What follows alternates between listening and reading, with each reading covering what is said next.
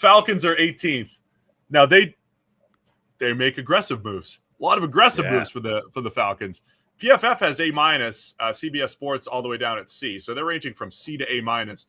To love the Falcons offseason, you essentially have to love the draft. You have to love that they came away with Jalen Walker and James Pierce with both of their first rounders. Don't have a first rounder next year. I don't know who did the PFF grades. It probably wasn't Trevor, though, because he didn't love Jalen Walker. They get him in the middle of the first round. So thoughts on the Falcons being at 2.83 GPA, 18th best here in the composite? Yeah, I mean, it is kind of fascinating. And it does make sense they would have a bit of a range based off the unconventional approach they're taking to seemingly everything they do over the last few years. They were relatively quiet in terms of free agency. They bring in Leonard Floyd. That's a fine, solid addition to a defensive rotation, which they desperately needed an influx of talent into. But it really, they lost a couple of players as well. Grady Jarrett, made sense to let him walk, given what Chicago was willing to pay for him, and given the sort of decline he's been on the last couple of years. Matthew Judon hadn't made the impact they wanted him to make when they traded for him. Justin Simmons, that one's a little bit more, questionable or at least risky. But it's all the draft, and that this just unique, wild approach of like, we'll get Jalen Walker and then we'll come back in for James Pierce.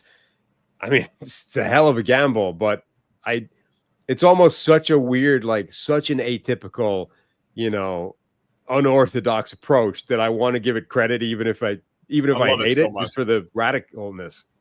I love it so much. Again, for the second straight year, probably the most aggressive moves in the draft, the greatest case studies, and not just the fact that they have Jalen Walker and James Pierce, but they have the 3 defensive linemen that they drafted last year, rounds 2, 3, and 4.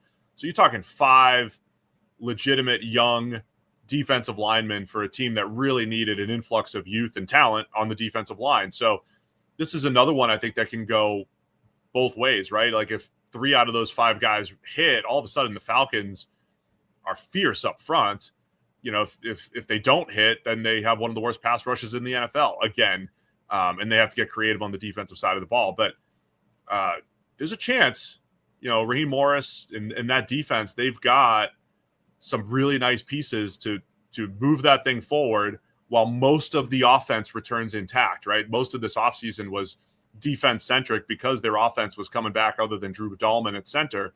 So they're intact on offense, have Michael Penix Jr., had to make some aggressive moves on the defensive side of the ball, and they did it.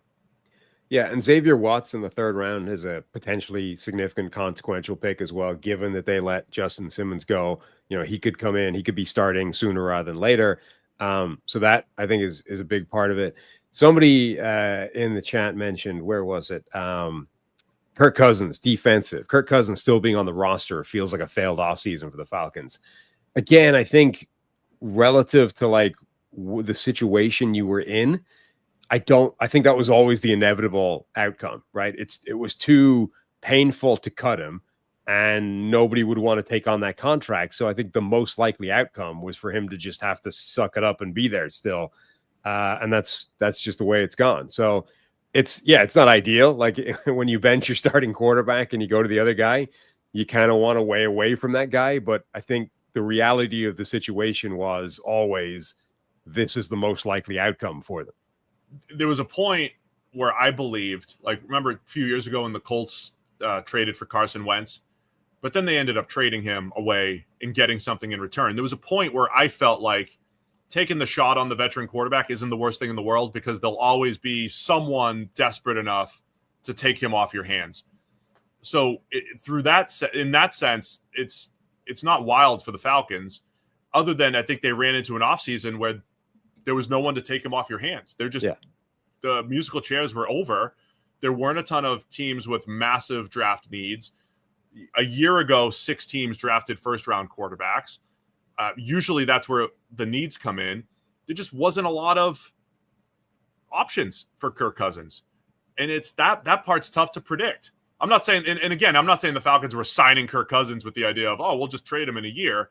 But the time when they wanted to trade him, there just weren't a lot of starting options. And so they couldn't get something in return. I mean, I'm not going to penalize them for not being able to find a mark that was willing to take on the Sucker deal. You know what I mean? Like, there's nothing they can do about that. But if they had, like, then that offseason bumps up. If they stole a 3rd or 4th round pick for Kirk Cousins, then yeah, that would have bumped them up. But they're 18th on this list. Thanks for watching all the way to the end of our video. For more great content, click here to subscribe and here to watch another video. We'll see you again soon.